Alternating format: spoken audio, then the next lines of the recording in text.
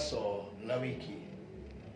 Ni furaha yangu kuletea wazo la wiki siku hii ya leo, na natumaini umefuatana nami tangu nilipoanza kuongea juu ya wana wa Yerubali ambaye watoto wake waliuawa siku moja, watoto 70, na waliuawa na mawe moja na ndugu yake Abimeleki. Na basi baada ya hivyo aliwaua kwa sababu alikuwa anataka atawale ama watawale ndugu zake. Na basi kutoka hapo tuliendelea na tukafika ndugu yake mdogo akaponyoka Yothamu, na alipoponyoka akaenda akajificha. Na siku moja basi Abimeleki akakusanya watu wao wa ukoo wao, familia yao waliokuwa wa ukoo wao, akawaita, maana alijua amemalizana na mambo ya uaji na ameua watu wote. Na basi akatumana watu wakaitwa, na Biblia inasema wakaenda na wakajiandaa ili kumtawaza.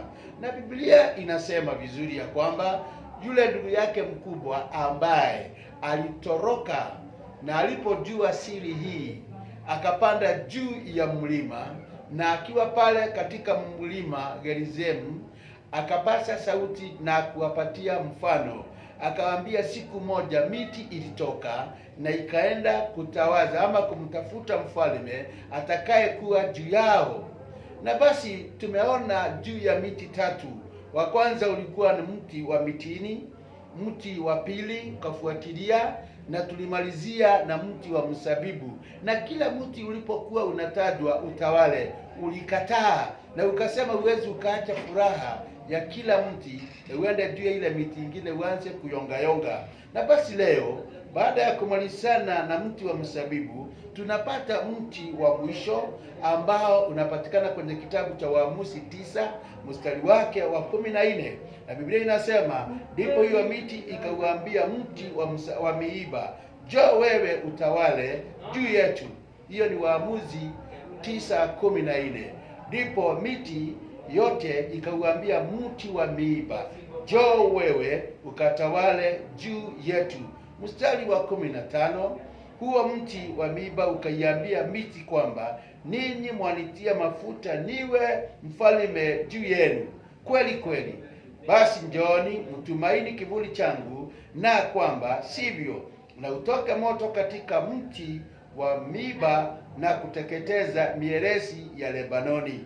Yale ndiyo mti wa mwiba ambao ni mti wa 4 kutajwa, ulipoambiwa ukuje utiwe mafuta ili utawale juu ya miti yote ya kichakani.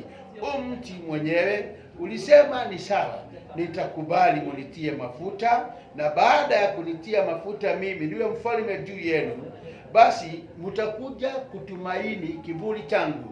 Nataka uelewe, mti huu ni mti wa mwiba. Mti huu hauzai kitu ila miba yenye kudunga watu wanapopita, mti wenye kudunga miguu ya mtu inapopita. Kwa hivyo sio mti itakupatia amani. Saa zingine tumekuwa kama vile Yothamu anapeana mfano huu. Na basi ndipo akasema mti huu wa miiba ukasema watakuja baada ya kutiwa mafuta kwa mti, miti yote itakuja na itumaini kivuli cha huo mti wa miiba. Kwetu mahala nimetoka kuna miti tofauti, na ninaelewa mti wa mwiba haunanga kivuli, na mti wa mwiba unaweza ukayonga juu vizuri juu ya miti ile nyingine. Hauna nguvu.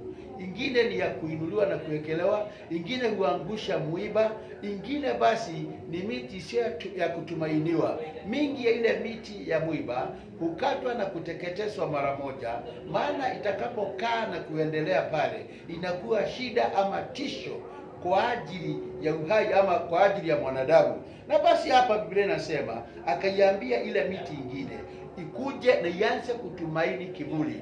Mti wa mwiba, kitu ya kwanza, haunanga kivuli, maana hauna matawi.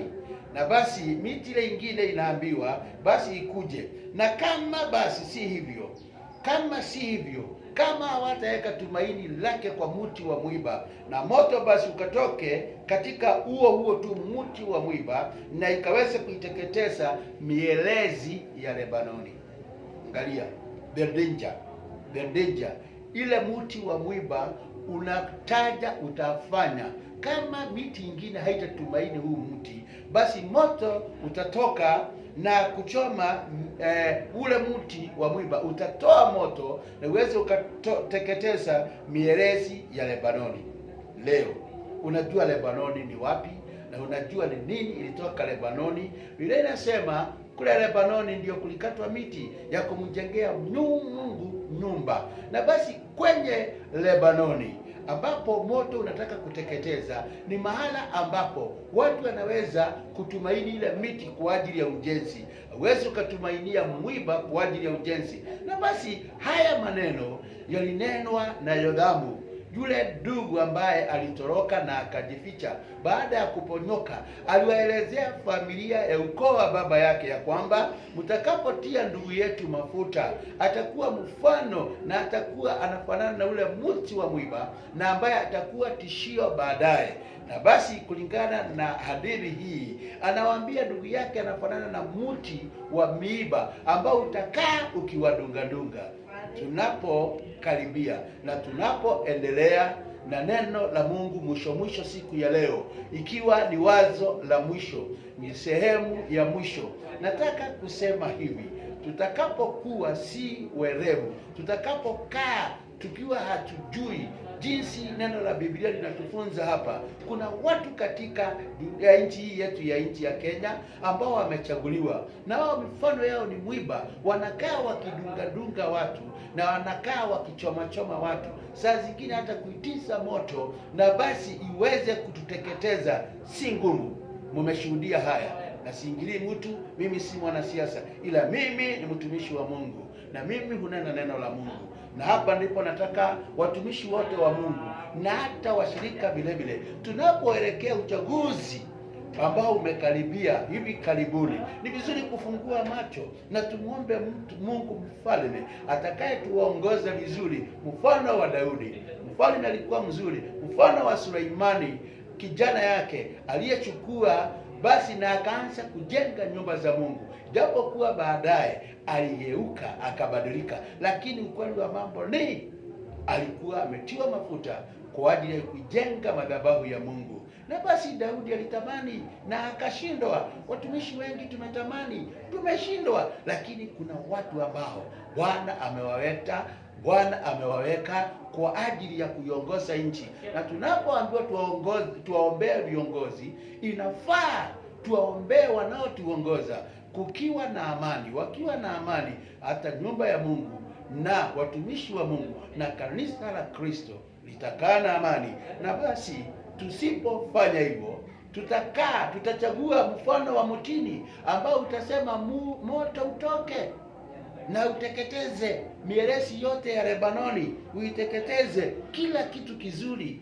Na tumeshuhudia haya, na si vizuri tumchague mtu mfano wa ndugu yake Yothamu, ambaye siku moja aliwaua watu wao, familia yake, ndugu zake, 70 people, watu 70, kwa ajili ya kutamani kuongoza wao kwa nguvu. Na Biblia inasema Yothamu akisaidiwa na Roho wa Mungu aliweza kupeana huo mfano. Kuna watu wanakaa kama msabibu, wanasema hatuwezi wacha utamu wetu, tuende tukayonge juu ya miti, tuende basi kawe kazi yetu ni kukaa juu ya miti nyingine.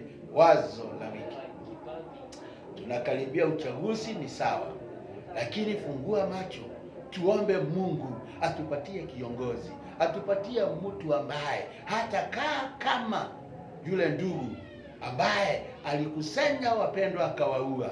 Yule ndugu alikusanya familia ya baba yake akawaua. Lakini tuchague mfalme ambaye atapenda uzuri, atapenda kufanikiwa, atakuwa kiongozi, na kila mmoja atakapomsikia atafurahia. Inasema wacha Mungu wanapokaa katika viti vya uongozi, wenye haki wa Mungu hufurahia, na ndiposa anaitwa mwenye haki. Anapokuwa katika uongozi, nchi hukaa salama, nchi hukaa vizuri. Kwa hivyo tunapoelekea hapo, na si hivi karibuni, tunaelekea hapo, ni vizuri kumwomba Mungu atupatie viongozi ambao watakaye tuongoza vizuri, ili tukae na amani, tukae na utulivu. Imagine nchi ikiwa haina kiongozi mzuri. Biblia inasema siku moja wana wa Israeli wakawa na njaa, lakini si njaa ya chakula, si njaa ya chakula, lakini ilikuwa ni njaa ya mambo walikuwa wakiyapitia. Ninamshukuru Mungu leo nchi yetu haina njaa, lakini kuna mambo tunayoyapitia. Kila mtu analalamika, kila upande watu wananungunika, ni kwa sababu ya uongozi mbaya. Sitaki kuficha hapo. Uongozi ambao uko haujali mtu, haujali nani, lakini unajijali mwenyewe. Huyu ndugu alipowaua jamaa zake hakutamani tena wawe hai, lakini alijitafutia yake makuu, na ndiposa Biblia inasema akawachukua watu na akawapeleka kule. Akawachukua ndugu zake na wote akawapeleka mahala pamoja na akawaua. Na wote alipowaua, Biblia inasema alichukua watoto wa baba yake na huko Ofra na akawaua nduguze, hawa wana wa Yerubali, watu 70. Akaua jiwe moja, lakini Yothamu mwana mdogo wa Yerubabeli alisalia, kwa maana alijificha. Siku hizi ni siku za kukaa tukiwa tumeficha vichwa vyetu, tumeficha huduma ambayo Mungu ametuitia, tunasificha kwenye damu ya Kristo. Maana hata mimi ninaongea ujumbe huu, nikipatikana kichwa inaenda, lakini Yothamu alijificha kwenye damu ya Yesu. Lakini ukweli ni lazima usemwe. Mambo yanapoendelea vibaya, lazima tuongee na ni lazima tuseme. Na basi siku ya leo, ikiwa ndiyo siku ya mwisho, nikipeana mfano huu, nikiongea juu ya uongozi na uchaguzi wa nchi hii, ni vizuri watu wa Mungu tunapokaribia pale tufungue macho. Watumishi wa Mungu, tusiache matunda, tusiache mafuta ambao watu kwa ajili ya mafuta yanamtukuza Mungu. Tusiache uzao wa mzabibu. Tutakapoacha kuifanya kazi ya madhabahuni, nani atapeana divai? Mzabibu nasema siwezi nikaacha matunda yangu, ambao kwa hiyo matunda watu wanamtukuza Mungu na kumfurahia. Na vile vile mtini ukasema, na mimi siwezi nikaacha matunda yangu ambayo watu wanayategemea ili kumtukuza vile vile Mungu. Na sisi tusiache nafasi zetu za kusema kama kuna moto, kuna moto.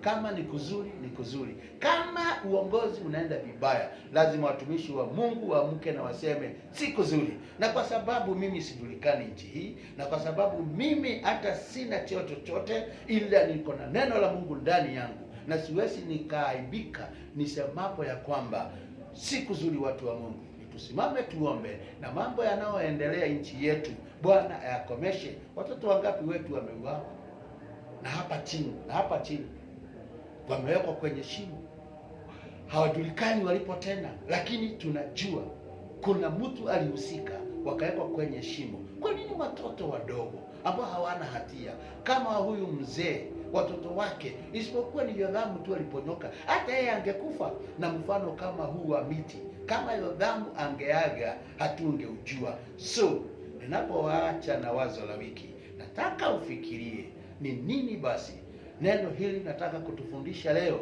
Aliwaambia jamaa zake, huyo ni Abimeleki amewaita ili mumwagia mafuta, lakini mjue ni mtu wa aina gani. Ni ule mfano wa ile mtini unaosema, msipotegemea tumaini kivuli changu, nitaitisha moto utoke kwangu na uteketeze mielezi ya Lebanoni. Kama angechaguliwa kuwa mfalme wa miti, alafu aanze kuteketeza ile miti ingine, angekuwa mfalme wa nani? Angekuwa mfalme juu ya nani? Na wale ambao anafaa kuwaongoza amewateketeza. So Yothamu akawaambia ndugu zake midhali huo. Na mimi nataka kuongea neno hilo likiwa sijajificha kama midhali, lakini tuelewe tuko nyakati gani na tuko kipindi gani, wakati neno la Mungu linatufundisha ya kwamba ni vizuri kuwa na hekima, tujue mtu ambaye anatuongoza, ataturuhusu tumtumikie Mungu wetu, ataturuhusu makanisa yakae na amani, ataruhusu watumishi wa Mungu ambao wanahubiri Injili, atawatetea, makanisa yatachungwa. Maana ni vibaya kusikia mtumishi wa Mungu anauawa akiwa madhabahuni, anauawa akiwa ndani ya nyumba yake, anaenda anatafutwa na anauawa kwa ajili ya mambo yanayoendelea. Na si hivyo tu, upande wao hatuguzi, lakini upande wetu wakiguza, basi tunamuita Mungu na ashuke na farasi za moto na kuanza kuyachoma yaliyo machafu, ila sisi hatutatoka madhabahuni na hatutakoma kunena neno la ukweli. Hilo ndilo wazo la wiki, na ukitaka zaidi ya mafundisho haya utayapata kwenye ukurasa wetu wa Living Glory Ministry katika YouTube yetu. Utatupata pale, utanipata pale, na zaidi ya hayo tutaweza kuelimishana mengi na mapana. Bwana wa amani akawabariki mnapowaza neno hili la wazo la wiki. Barikiweni sana. Amen. Shalom, shalom.